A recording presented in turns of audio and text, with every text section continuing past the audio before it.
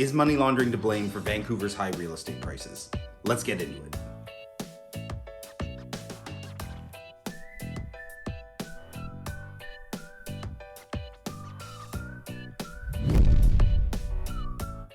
So about a week ago, my friend Hartley gave me a call, and he was quite excited because the Cullen Commission was about to release their report on money laundering in Greater Vancouver. If you don't know, this is a highly detailed, in-depth report that has been released now and has been taking a look at exactly what's going on with money laundering and its effect on the city. Hart wanted to discuss what I thought was going to be in the report. I'll be honest, I had no idea, but I did tell him that I was going to give it a really in-depth review, and once I had a chance to collect my thoughts, that I'd put something together.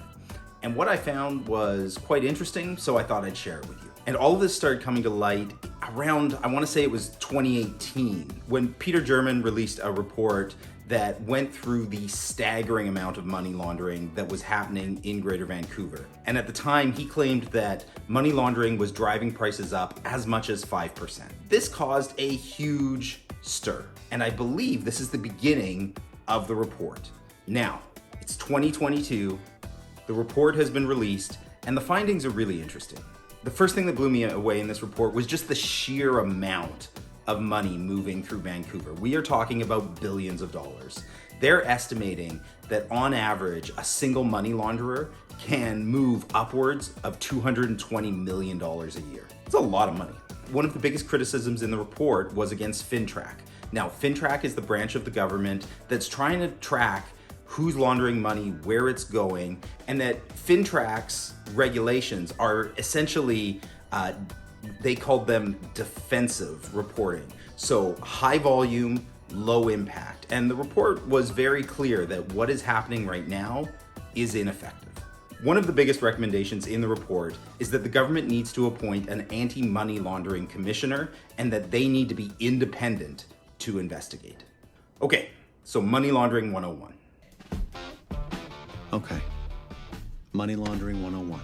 We had to go through what was essentially training to try and spot money laundering. It outlined what is considered the Vancouver model. And the interesting thing about the Vancouver model is money laundering is so successful in Vancouver that all over the world, there are other groups that try to imitate this exact model. So you have vast sums of money that has been made illegally. It is loaned to people who are usually not involved in the actual criminal enterprise.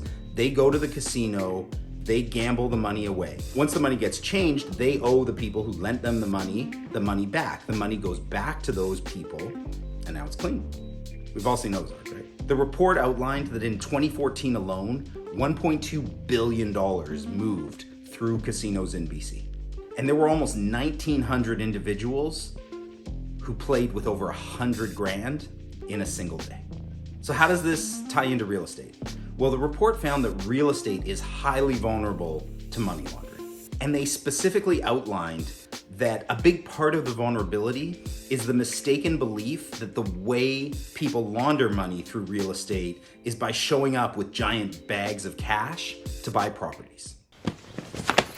Whoa, no heavy lifting. I got it. No, it's okay. I got it. Jesus. What do you got in there? Cinder blocks? $500,000 in cash. If it's not people showing up with bags of cash, how does it work? Well, what the report found is that the majority of it was being hidden through mortgage loans. So you have a buyer who doesn't qualify for a traditional loan from a bank. They're probably higher risk, and they go to a private lender. That private lender is lending with illegal money. They also noted that there were some lawyers who were involved in this and using their trust accounts to hide money, but in all honesty, that's completely out of my wheelhouse, and I did not totally understand it.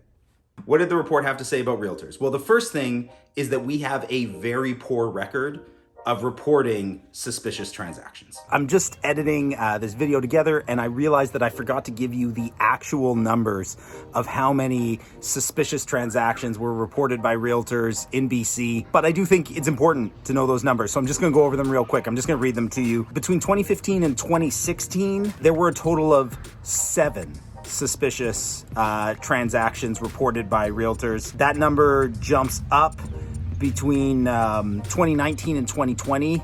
There were still only 37, and then it drops back down. 2020 to 21, there were only 15. So basically, reporting is almost non-existent. One thing the report was clear on was that the vast majority of realtors out there are not trying to intentionally underreport.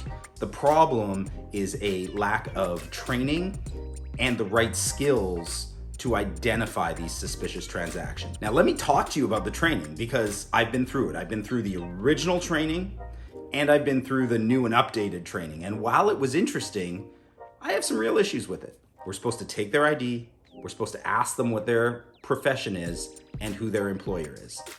And really, we just take that on faith. There is no verifying. We are not supposed to get any sort of letter or anything from the employer. When somebody is applying for a mortgage, they have to get all sorts of letters verifying where their sources of income are.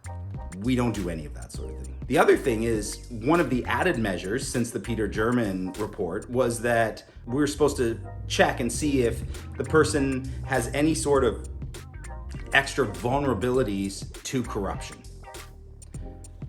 Great. How are we supposed to do that? Well, the official training is we're supposed to ask them. These aren't effective measures, and it comes as no surprise to me that we are underreporting.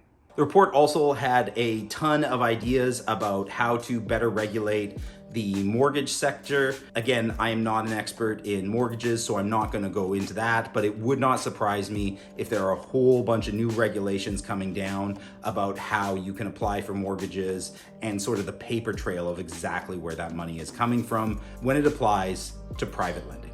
All that's really left here is the question, is this driving our real estate prices up?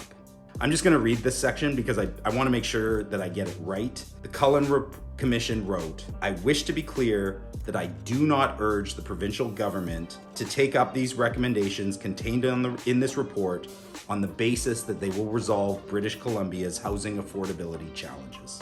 There are strong reasons to think that fundamental factors such as supply and demand, population increase, and interest rates are far more important drivers of price. Money laundering should be addressed for sure, but steps taken to counteract money laundering should not be viewed as a solution for housing unaffordability." And there were a whole bunch of recommendations on changes to reporting and FINTRAC. I think they're all great. I'm not going to get into the nitty-gritty. Next week, I've got a huge announcement. I am really excited about it, and if you want to make sure that you catch that, please subscribe. And in the meantime, if you have any questions about what's going on in the Greater Vancouver housing market, leave a comment down below or send me a message. I'm happy to chat. Thanks. BC's is money laundering.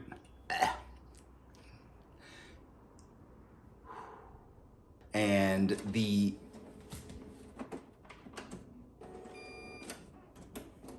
printer problems.